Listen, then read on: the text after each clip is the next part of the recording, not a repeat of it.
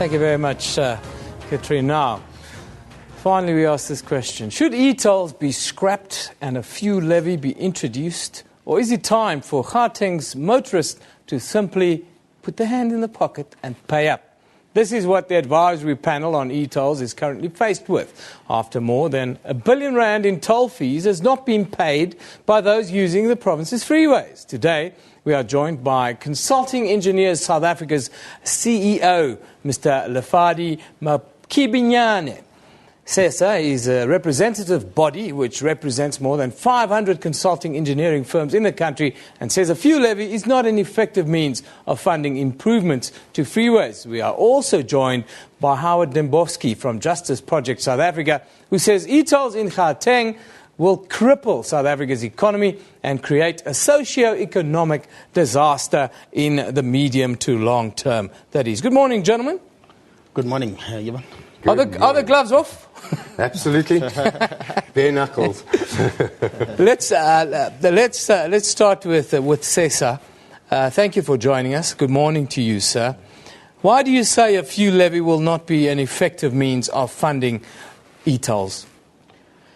Yeah, Ivan. I think we are grappling with the requirements of infrastructure in this country. We have taken, a decision as South Africa to implement the National Development Plan, and we said the only way to catalyze the National Development Plan is through the infrastructure development. And the infrastructure development will unlock, this needed economy and, reduce the unemployment and grow the economy of this country. So if you look at the e-tolls, the e-tolls is a very good mechanism to actually ensure that private sector participation is attracted into infrastructure, bulk infrastructure development of the country. The fiscus is just not sufficient to really do both social and economic infrastructure. So you have to categorize your infrastructure from both the economic and the social. So the economic one, which e-tolls tend to fall under that category, it can only be funded through private sector funding. And that is exactly what SANRAL has done, to actually go and source private sector funding to upgrade the roads so that the people of Gauteng and the people of South Africa can actually enjoy free, speedy roads. And we can bring this infrastructure at a speedy at a speedy pace.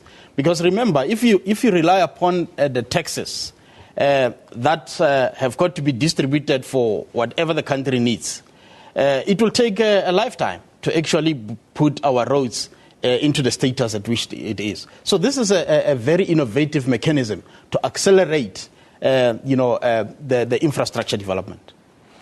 Howard, I know that you have the alternative view. Please share it with us. Yeah, absolutely. I'd like to question this assertion that the fuel levy is inefficient, that the fuel levy doesn't collect any money. It's only collected 267 odd billion rand over the last 10 years, according to SARS. There have been arguments to the effect that the fuel levy cannot be ring-fenced. However, contrary to what was said by your organisation last week, the RAF does not receive 5% of the fuel levy. The RAF receives R1.04 per litre of fuel sold in South Africa, and the calculation that was presented was only around about 21.4 billion rand out in a single year. Now, fact is this: e-tolling is a some users pay principle, and I'll tell you why I say that. For so long as a person can drive upon these freeways and not pay, and let's face it, more than 1.3 million people are not paying. That is quite clear in the income that is coming into SANRAL at the moment. If it was efficient, they wouldn't have anything outstanding at all. The fact is that if you have a choice, and that choice is I'm not going to pay, then some people are going to take that choice. Additionally, I'd like to just point out that it is highly unconstitutional for South Africa to assert that we're going to prosecute South Africans for driving on these roads and not paying, whilst we're going to allow people who come in from foreign countries like Zimbabwe, Mozambique, Namibia, etc., drive on these freeways, return to their homes without paying. The fact is that the fuel levy is very efficient, and I'd like to ask a very simple question of you. When last did you hear of anybody going to a fuel attendant and saying, you've just filled up my motor car, I've done the calculation, R2.24.5 is the fuel levy, R1.04 is the RAF levy on each litre of fuel. I'm deducting that from the amount I'm paying you. It's never ever happened. It never ever will happen. So let's just do ourselves a favour and leave what belongs in Europe and continue with things that actually work in South Africa. We can introduce something called a national roads levy and be done with it. And in fact, tomorrow the fuel price is going down, I believe, by 57 cents per litre. 67. 67. So there you are. Call me a liar for 10 cents. We're asking for 14 cents per litre in order to pay off this monstrosity that's been built, which quite frankly didn't need the Christmas lights or anything like that. We could have very easily instituted 14 cents a litre and paid it off quicker. The next question then to you, sir, is are you happy that e-tolls, the paying mechanism works and that the system can deal with the volumes that is required for it to be successful? Yeah, you will understand that, I'm not here, probably, I must make it very clear, I'm not here to represent Sunral. Yeah. I'm here to represent the principle. Correct. And I'm saying that, this is the country that is overstretched. 50% of our people are living below poverty line. Mm-hmm. And we are saying that, the government must up its game as far as infrastructure development is concerned, together with the private sector. The private sector must come to the party. Currently, we are having a plan. The National Development Plan calls upon, if we have to achieve the objective of the National Development Plan by 2030, this country requires 28 trillion rand. So, and for us to achieve that, the government has got to up its performance. Currently, they are spending about 7.6% of the GDP towards infrastructure development, CAPEX spend. The private sector is spending around 13% of the GDP. To achieve those objectives, the government has got to up its performance to 10% of the GDP. The private sector has got to up its performance to 20% of the GDP. That's the only time that we will unlock. And remember, that plan, what it's meant to do, is to ensure that, we reduce unemployment in this country to a level of 6% by 2030, is to ensure that we triple our economy by 2030, is to ensure that, this inequity that is so glaring is actually eliminated. So we're building a society here. So, and the private sector, unfortunately, they require certainty on the side of government on how things are done. So if private sector money is going to come into the infrastructure, there must be certainty of laws, of ensuring that they recover their investment. And the e-toll is a mechanism. Yeah. Remember what is actually happening with the e-tolls. If you look at the e-tolls, people must just observe as they enter the freeway. If you are a licensed driver, you will know the coding. Blue means freeway. Green means national or local roads. So it's important that alternative routes are there for people to utilize. So if you don't want to pay, please, utilize alternative routes. And then before you go, Howard, I'd like to ask you this question. You mentioned about this 10% increase that government specifically needs. Where do you get that 10%? Because it seems as if the middle class is already stretched in this country to the limit. So where do you get that 10% then and maintain the harmony within the country? No, you will get that 10%. All what I was saying is that the government already, they will tell you that they have spent over $1 trillion over the last 5 years.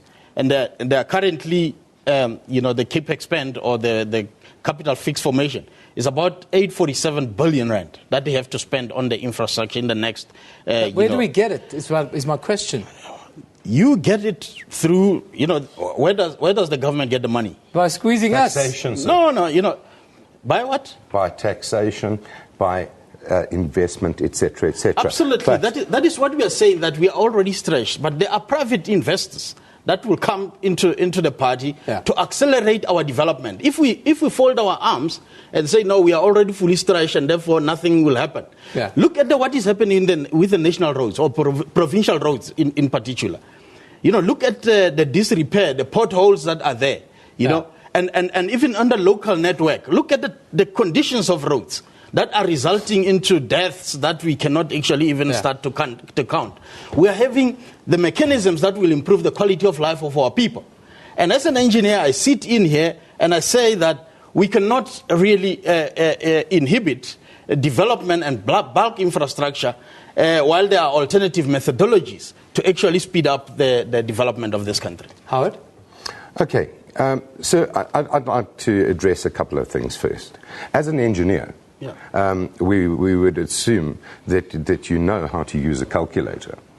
The fact is that 1.1 billion rand was outstanding on e-tolls as of 31st of March.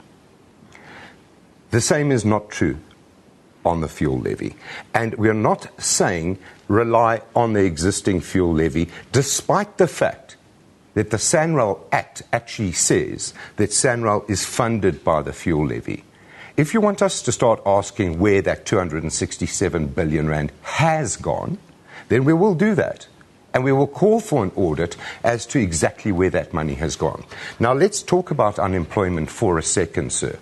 How exactly are we going to achieve 6% or sub 6% unemployment by 2030 when we have criminalized half of Gauteng's residents? Because unfortunately, here's a harsh reality that maybe nobody is actually looking at and maybe nobody cares. But when you get a criminal record, your chances of getting employment are zero, because all personnel agencies run criminal record checks against people. You therefore create a nation of unemployable people.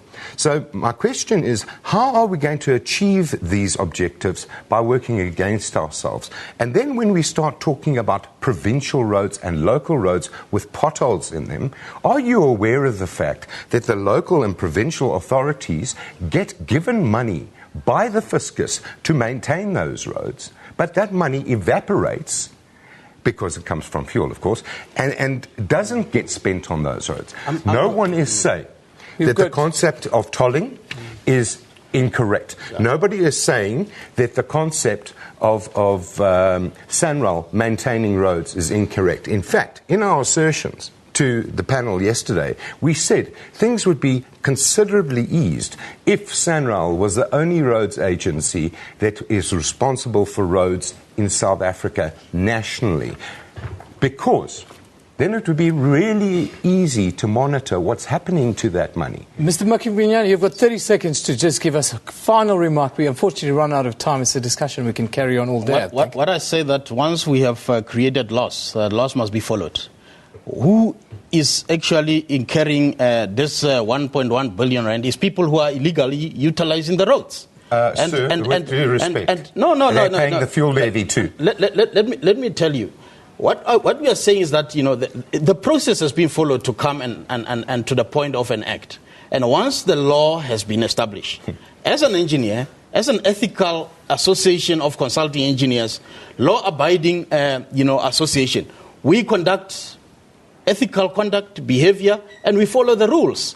And the rules of the country must be followed so that people don't find themselves at a disadvantage. Which is very easy to say when one of your biggest contributors is SANRAL and your shoes cost more than my wardrobe. Thank you, sir.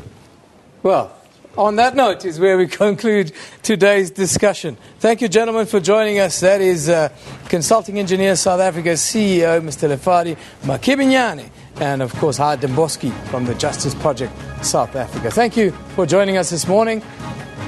That's where we leave it. Newsroom is broadcast live from our studios in Auckland Park, Johannesburg, every weekday morning between 9 and 10 a.m. The show repeats at 2 in the afternoon with a rebroadcast at 5 a.m. the following morning. We also stream live on YouTube at that time with the whole show available on demand all of the time on our YouTube channel. This is SABC News. You've been watching Newsroom. We just love it in the morning.